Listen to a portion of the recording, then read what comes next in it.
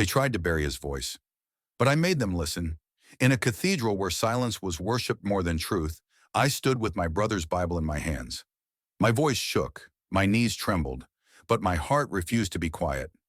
This is not only my story, this is my brother Michael's story, and this is the truth the church hoped would never be spoken aloud. St. Dominic's Cathedral stood like a fortress against the city skyline. Tall spires piercing the clouds, stained glass windows glowing with borrowed sunlight. To the world outside, it was a place of hope and holiness. But inside that morning, the air was thick with something else. Not just grief, not just mourning. It was silence. The heavy kind, the kind that smothers, the kind that dares you to break it. The pews were full. Priests lined the altar, their robes flowing like rivers of scarlet and gold. At the center, Archbishop Romero stood tall, prepared to deliver words that were rehearsed, safe, and hollow.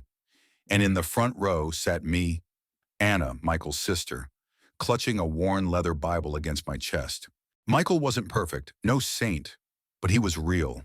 He laughed with his whole body, the kind of laugh that filled a room.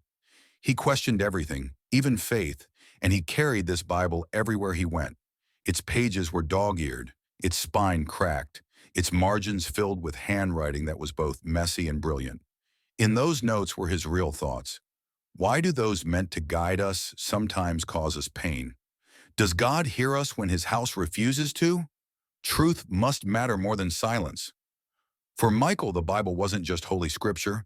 It was his diary, his protest, his refuge. But behind Michael's laughter was pain. Pain delivered not by strangers, but by the very church he trusted. When he needed compassion, he got coldness.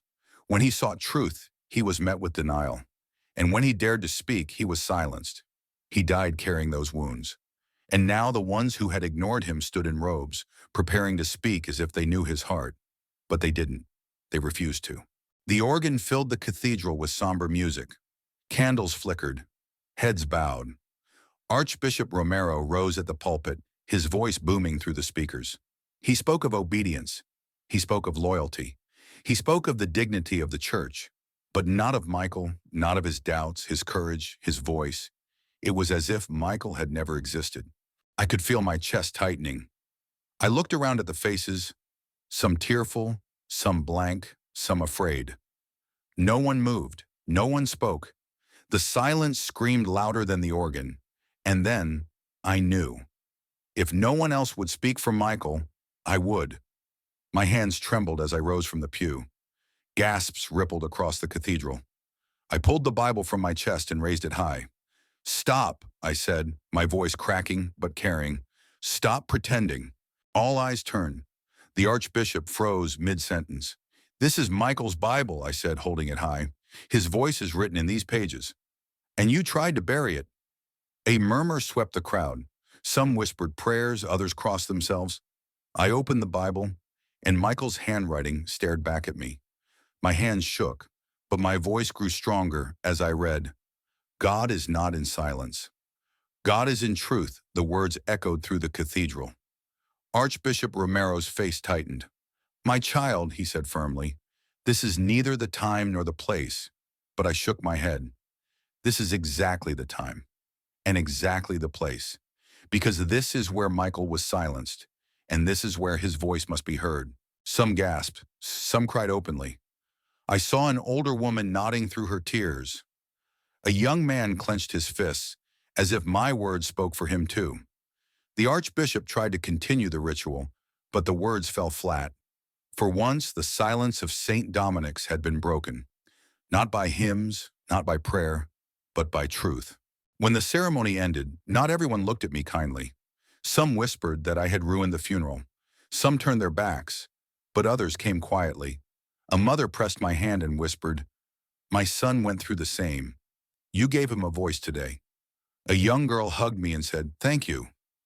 I thought I was alone, and I knew. Michael's Bible was more than paper. It was a torch, and by raising it, I had lit a flame that could not be extinguished. They tried to bury his voice, but I made them listen, because silence protects no one. Silence only deepens wounds, and truth, though painful, though dangerous, is the only thing that can heal. Michael deserved to be remembered for who he was: honest, questioning, brave. And so do countless others whose voices were silenced in these very pews. If you remember nothing else, remember this: do not let them bury the truth. Do not let silence win. And never ever let fear steal your voice. The cathedral may forget. The archbishop may deny. But I will keep raising this Bible. Because Michael's story does not end in silence. It ends here in truth. They tried to bury his voice. I made them listen.